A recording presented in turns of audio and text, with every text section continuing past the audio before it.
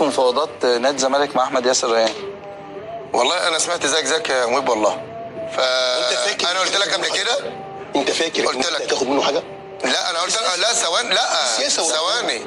سياسه ايه؟ وقصد يا احمد هو ده اول مره تساله سؤال بشير. طب هو الراجل سيبنا رد. ما انا بقول لك اهو. انا قلت لك قبل كده واحمد كان قاعد مع وحيد في الحلقه. اذا كان هو اللي قايل. ايوه هو رد عليك دلوقتي احمد. ما انا اقول لك اهو. بس لحظه يا كابتن، لحظه يا كابتن تقول ايه يا مهيب؟ ايه؟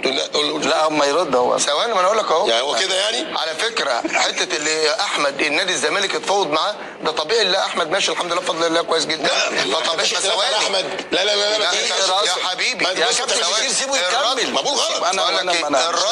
انا قلت لك قبل كده وما زلت بقول نادي الزمالك نادي كبير ونادي محترم واي لعيب يتمنى ليه، بس بقول لك واحمد قعد في المكان ده قبل كده وقال انا موجود من خلال نادي سيراميكا دلوقتي. حته اللي انا ارجع اروح نادي الزمالك صعب خلاص. وجوده يرجع النادي الاهلي ده طبيعي. يحترف بره لا بص بقول لك وضح بس عايز ايه؟ فاهمين بس في فرق بين صعب وفرق بين الموضوع مرفوض ازاي منين؟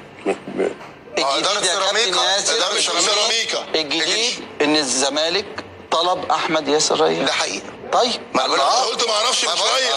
ده قلت لك يا حبيبي سيبني اجيبه. بقول لك دي حقيقه. ده حقيقه. انا ما قلتلكش مش حقيقه. مين بس ما حدش كلمني انا شخصيا. وكلمك ايه؟ دلوقتي بقيت تقول ايه يا عمرو؟ وانت من شويه تقول لا ثواني. يعني انت اللي هتحدد مصير صفقه احمد ياسر ريان نروح الزمالك او لا؟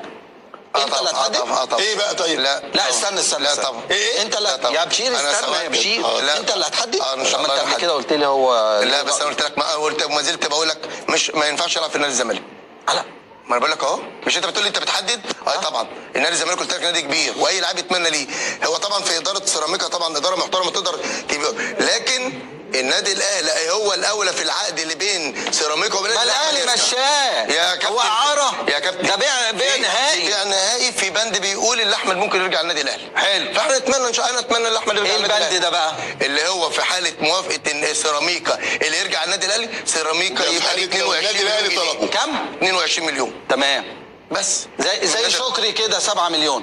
ما يعرفش انا عقد شغال. بكلمك اللي موجود في العقد. يعني انت اصلا رافض المفاوضات من اولها؟ طبعا ده حقيقي. بس في مفاوضات والله سمعتها والله ما انا بقول لك لسه قايل دلوقتي بين سيراميكا وبين بقول لك ايه يا مهيب اتكلم انا يا مهيب عشان بس احمد دلوقتي بنت يا حبيبي ما تضحكش. لا والله الناس بتتفرج عليك. والله بين سيراميكا انت اللي لسه قايل في مفاوضات. قلت لك بين سيراميكا وبين نادي الزمالك. حلو. الاول جون اوبوكا لسه الموضوع ما جالكش. والله ما جالي بحلفك بالله. ولما يجي لك لا انا عن نفسي انا رافض واحمد برضه رافض.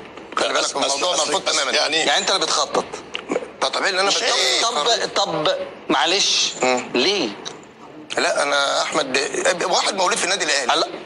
لا الاهلي مشاه. ما يهمش ما فيش مشكله. الاهلي اللي مشيه اروح للنادي المنافس للنادي الاهلي. ما الاهلي اللي مشاه. لا مش مشكله في بند النادي الاهلي ده حتى ما خدش فرصته. لا النادي الاهلي علشان عاوز احمد تاني هتطلب بند. لو مش عايزه كان مشاه خلاص. لكن هتطلب بند اللي في اي وقت يرجع النادي الاهلي. انا موضوع مشيان احمد ياسر ريان من النادي الاهلي بيع نهائي موضوع مش فاهمه. ما تزعلش مني ليه؟ لان الراجل ما خدش فرصته.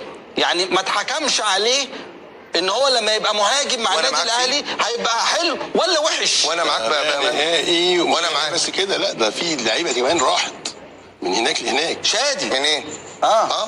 مفيش بقى مشكله. مهيب الاهلي ما بيمشيش ولا لاعب كله اعراض بس. انت بتخلينا كده يعني بس الاهلي علشان اللي احمد ياسر ريان بيع بس برضه في قلت لك في انا بقول حقيقه ولا انا متجنن ومش اول مره ولا بقول حقائق؟ ده حقيقه. طيب خلاص ومش اول مره. بس انا اقول لك برضه ايه المشكله يعني انت يعني انت مثلا عايز تبقى هو ايمن شوقي وعادل عبد الرحمن وعبد الجليل وزكريا ناصر. مختلف عن الاحترام طبعا. ما هو شغال في الاهلي دلوقتي. معلش ويشتغل. ايه المشكله؟ ما يشتغل. لكن قعدوا قد ايه استمرار في نادي الزمالك؟ ممكن تقول لي؟ انت بتقاطع لابنك ليه؟ لا مش بقاطع. جمال عبد الحميد جمال عبد الحميد انت بتتكلم على اولا كابتن ايمن شوقي. الكابتن ايمن شوقي قعد فتره بسيطه جدا ومشى. الكابتن لعب ولا ما لعبش؟ لا حتى لو لعب انا عايز الاستمراريه مش عايز حسام يلعب. ابراهيم ايه؟ كابتن حسام ما انا قلت لك في حالات. انا بالنسبه لي وبالنسبه لاحمد الموضوع مقفول. حر بقى.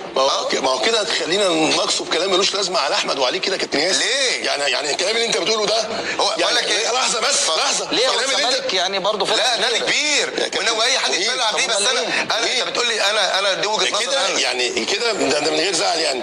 الكلام ده لو نادي الزمالك برضه بيسمعه يبقى عار على نادي الزمالك اللي بيحصل ده ان هو يتكلم تاني اولاني وثالث، لان دي مش لحظه بس يا كابتن، لان دي مش اول مره تقول الكلام ده، دي ثالث ورابع وخامس مره وفي نفس الوقت. بس ما فيش الكلام ده في عالم الاحتراف. ماشي نادي الزمالك صح. لا مش صح. لا مش صح. لا صح. لا مش صح. لا اقول لك ليه؟ اقول لك ليه. طيب لحظه يا كابتن. ممكن يكون مع خلصت كلامك يا كابتن. لحظه يا كابتن مهيب. ما تلعبنيش. مهيب. ما انا برضه انا برقصك واحنا بنلعب يا كابتن. لا انا معاك في فرقتك. ايوه بس ساعات برقصك برضه واحط جون فيك.